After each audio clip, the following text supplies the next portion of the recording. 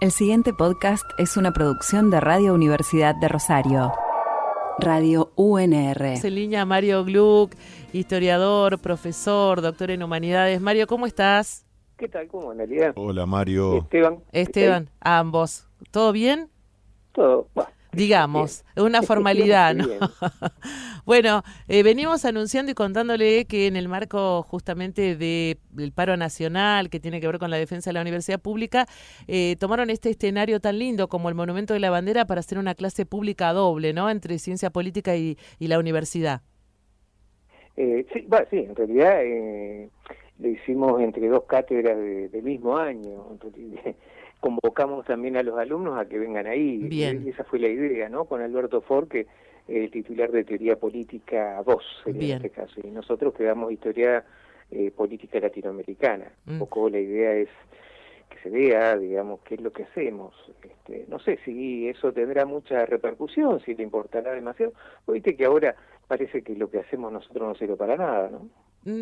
Por ahí sí, según de qué lado lo mires, como casi todas las cosas en la vida, ¿no? De qué lado te parás, ¿no? De qué lado te ubicas. A ver, yo a veces me niego, digo la verdad, esto lo digo yo, me hago cargo yo de esto. Cuando ante la explicación, lo que dice la gente del gobierno, qué sé yo, que nosotros no servimos para nada, no servimos para un carajo. ¿Cuál es el problema? ¿Y?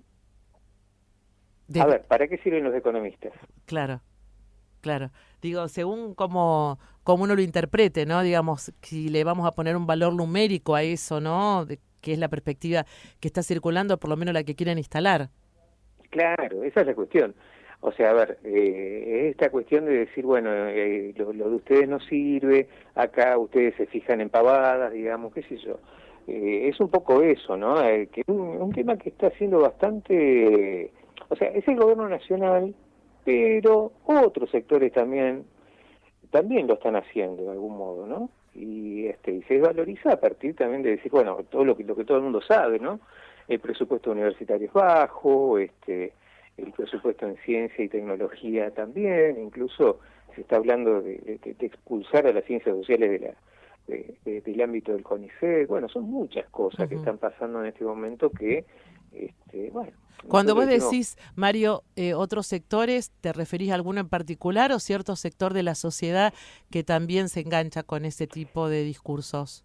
Probablemente algún sector de la sociedad, también otros sectores políticos, o sea, en fin, son muchos, no solamente el gobierno, o sea, básicamente el que lleva a los cantantes del gobierno nacional, pero y otros gobiernos provinciales en esta región que, por ejemplo, denostan permanentemente a los docentes son todos vagos, son todo esto, son todo aquello, en fin, un poco como que todo lo que sea docencia, lo que esté vinculado a esto, está siendo bastante como que no... Vilipendiado. Digamos, maltratado. No garpa. No garpa desde el punto de vista de ello. ¿Cómo salió la idea de elegir el monumento? No, bueno, eso fue además del otro que venía, pero él me dijo que alguna vez habían hecho algo parecido en otra circunstancia y bueno, pensábamos una plaza, algún lado, qué sé yo, y dijimos, bueno, ¿por qué no ahí, que es un lugar bastante emblemático, interesante de la ciudad y podemos usarlo como marco y hasta tomar alguna cuestión de ahí para empezar la clase, ¿no? ¿Qué dijeron los chicos, las chicas, los alumnos? Los alumnos, bueno, dijeron que iban a tratar de ir, no sé, supongo que sí. Pero hasta ahora no tuvimos ninguna, o sea, cuestionamiento. Lo conversamos un rato nada más y bueno, no tuvimos una respuesta inmediata tampoco, ¿no? Mario, ¿qué es lo que a vos te gustaría que impacte en esa clase pública? ¿Qué mella te gustaría que se produzca? Mira, lo que más lo que me gustaría es que se pueda ver cómo trabajamos nosotros, nada más que eso, no mucho más que eso, no nada extraordinario. Nosotros elegimos dar incluso una clase como las que damos habitualmente, no vamos a decir aplicar qué pasa con el presupuesto universitario y todo eso lo está haciendo otra gente y lo está haciendo muy bien, ¿no?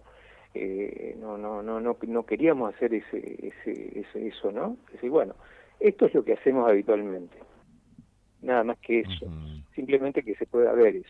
Bien. ¿no? Mario, Más que eso. vos como historiador, hemos hablado en otras ocasiones de este asunto que te voy a plantear, con una pregunta entre paréntesis. Imagino que nunca viste a la universidad pública, la educación pública, lo público tan amenazado como ahora. ¿Es así? Bueno, no, lo vi amenazado como ahora y no sé si más, pero igual. Uno de los últimos momentos del gobierno de la Alianza estuvo amenazado de la misma manera, cuando López Murphy quiso hacer, no sé, un recorte tremendo, que no lo llegó a hacer,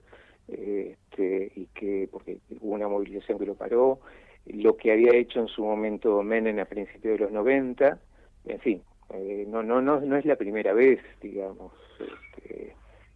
Probablemente lo que sí no hubo como ahora un ataque sistemático de parte del gobierno diciendo, bueno, ustedes no sirven para nada. Uh-huh. O sea, eso no. Uh-huh. Ni de Menem, no para nada, en ese sentido. Fue Mm. mucho más respetuoso, por lo menos fue más Claro, educado. en la Claro. forma. De acuerdo a la escena de estos días, me atrevería a recortarlo a lo inmediato, porque me da la sensación, no sé si compartís, que el gobierno está perdiendo votos a una velocidad impresionante. ¿Te imaginás un escenario nacional, digamos, que te dé un calor de optimismo hacia algún lugar? Mirá, es difícil saberlo, eso es... A ver, nadie sabía que iba a pasar lo del 2001 hasta que pasó. Mm. Si no se fija, meses antes, en los periódicos nadie pudo prever eso. Y son cosas que pasan muy excepcionalmente. Que en cuanto a las elecciones, se puede prever, pero hasta cierto punto. Lo han demostrado incluso los grandes encuestadores, han creído tener la fórmula eficaz matemática como para determinar eso, y no funcionó a veces. A veces ha funcionado más ciertas intuiciones que la matemática. No hay una cosa que uno pueda decir, bueno, que esto va a pasar o algo va a pasar de esto. Es difícil saberlo, es muy difícil. Es difícil saber, si hay una oposición real al gobierno de parte de la sociedad o de un sector de la sociedad. Otra, si eso se va a traducir o no en votos, porque también porque hay que ver qué hay del otro lado y qué es lo que del otro lado puede interesar o no. O sea, hay muchas variables como para tener en cuenta, ¿no? Acá, por ejemplo, a finales entre el 2000 y el 2001, lo que hubo fue un fenómeno que fue que la gente votaba impugnando el voto, o sea, poniendo cualquier porquería, dibujando, no sé, un montón de cosas. Ahora la gente ni va a votar, o sea que no sé en qué puede derivar eso, por ejemplo, si es que esto se repite, ¿no? Entiendo. Mario, bueno, vos decías que la cátedra tuya es Historia Política Latinoamericana, ¿no? Y el tema que van a tratar tiene que ver con el dictado de la currícula, con entender un poco la situación actual, digo, a propósito del momento en el que estamos. Bueno, a ver, siempre una referencia histórica puede servir para entender la actualidad en algún punto, ¿no? En algún punto muy derivado, pero nosotros lo que vamos a tomar es todo el periodo que se terminan, si se quiere, los regímenes políticos más elitistas de notables, como la generación del 80 en la Argentina, como el Porfiriato en México, la alianza café con leche que se llamó en Brasil, en fin, todos los sistemas elitistas, y pasamos a los movimientos de democratización, como la Revolución Mexicana, la Ley Sanz Peña en la Argentina, que se dio de distintas maneras, pero cuando pasamos de lo que se llamaba la política de élite, la política que se resolvía en pequeños clubes y con poca participación, a la política de masas. En la Argentina es la Unión Cívica Radical la primera que pelea, digamos, de alguna manera por la ampliación del régimen. Es un poco eso, digamos, que, a ver, si en algún sentido sirve para entender el presente, sí puede muy derivativamente puede servir en el sentido de que, por ejemplo, Milei dice, la Argentina empezó mal en 1916, que justamente cuando se aplica a nivel nacional la ley Sanz Peña, o sea, cuando hay sufragio universal. Y eso te da una concepción del mundo de algún modo. Pero bueno, no se trata estrictamente a analizar la actualidad. La actualidad, ¿no? entiendo. Lo que da Alberto, tampoco, aunque se puedan derivar cosas. Simplemente, a veces conocer la historia, sea la historia de las ideas políticas, o sea la historia política en sí misma, sirve para, tener herramientas para interpretar lo que sucede, ¿no? Puede haber herramientas, eso por un lado, sí, claro, eso seguro, pero además para entender que las cosas no siempre son iguales, digamos, y que no hay una continuidad tan clara. ¿Qué sé yo? Esto creo que lo hemos hablado alguna vez, no sé si con ustedes o con el otro programa, pero sí. Cuando se traen a veces, el gobierno, por ejemplo, hace una cosa muy mítica y muy mística con el tema de los números. Juega con los números. Y juega con los números de una manera muy particular, digamos. Entonces, por ejemplo... Hace trampa. Hace trampa, digamos. Por supuesto que hace trampa. Suele hacer esas construcciones, digamos, discursivas con números que te confunden y terminan teniendo impacto, ¿no? Para que la gente los interprete de determinada forma. Exactamente. ¿Por qué tiene impacto? Porque tenemos nosotros muy metido en la cabeza que los números son exactos. Y en principio los números, lo puede decir cualquier matemático, no son exactos.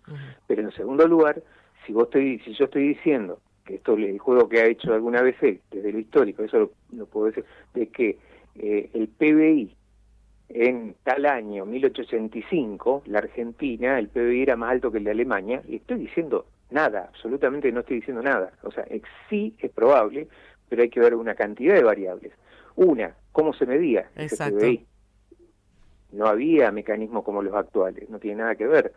Dos, si uno lo compara en la misma contemporaneidad, sí, con Alemania, pero Alemania, el PBI como se mide es el ingreso total sobre la cantidad de población. Alemania tenía el triple, el cuádruple de población que la Argentina, por ejemplo. Entonces no hay comparación posible ahí. Y después de ahí derivar algo peor todavía, como derivar que Argentina era una potencia, ya eso es un delirio directamente, porque potencia se era casi exclusivamente si se tenía alguna posesión colonial. 1885 se llamó a las potencias del mundo para dividirse África. Argentina no fue convocada para eso, ni iba a ser convocada, no jodamos, digamos. O sea, esos juegos, digamos, sirven para entender, decir, bueno, en aquel momento pasó una cosa y fue algo que se planteó en este momento. O, por ejemplo, en mi caso particular, yo les puedo decir mañana, que lo voy a dar en la clase, vamos a hablar muy poco de lo que fue la Revolución Mexicana. La Revolución Mexicana, uno de los antecedentes fuertes de la Revolución Mexicana es el Partido Liberal. Liberalismo en México y en Colombia en parte puede significar populismo y nacionalismo. Un concepto totalmente distinto al que nosotros tenemos por estos lados. Absolutamente. Porque el liberalismo en realidad, aparte porque tenemos también muy metido que el liberalismo es no Estado y todo eso. No es así, necesariamente. El liberalismo es mucho más complejo y contradictorio de lo que parece, tan complejo y contradictorio como hablar de socialismo, digamos. No hay una sola forma de pensarlo. Y en el caso mexicano, ser liberal era, en un caso, hay un caso que son los hermanos Flores Magón, que armaron un partido liberal que terminó siendo un partido prácticamente anarquista socialista, no anarquista de esto, que acá hay una confusión también con esto se llaman anarquistas y no son anarquistas. Fuera algo completamente distinto. En fin, hay distintas cosas como para pensar y decir, bueno, las cosas no son siempre como se las pensó. Sí, como se las piensa hoy. Y como vos decís, cómo se construyen, no sé, en el caso de las estadísticas, estos parámetros son totalmente distintos, por ejemplo, en un país como el otro. Digo, esta cosa engañosa, ¿no? De comparar cosas que no pueden ser comparables como primera esencia. Mario, quiero preguntarte antes de cerrar, ¿cómo es la relación, cómo ves vos la relación de los más jóvenes con la historia? Que sigue siendo un tema complicado, ¿no? O por lo menos en este tema de lo inmediato y de que se construyen ideas y relatos tan fragmentados, tan efímeros. ¿Cómo ves la relación de los más jóvenes con lo que pasó atrás? Que nos explica cómo estamos parados ahora, ¿no? Eso es algo que es un fenómeno que viene de hace muchos años. Yo te diría que casi desde la década finales de los 90, digamos, de que todo mucho más un presentismo cada vez más fuerte. De todos modos, no sé, está bien, yo doy clase en 2 carreras de ciencia política, no es un buen termómetro claro. de las cosas, digamos, porque si vos estudias ciencia política, debería, internacionales, claro, debería importarte. Claro, en general se supone que te tiene que interesar. De hecho, no somos la única materia que da algo de historia. Claro. La historia se da de distintas maneras, ¿no? La relación internacional, la historia de relaciones internacionales, en fin, hay distintas formas.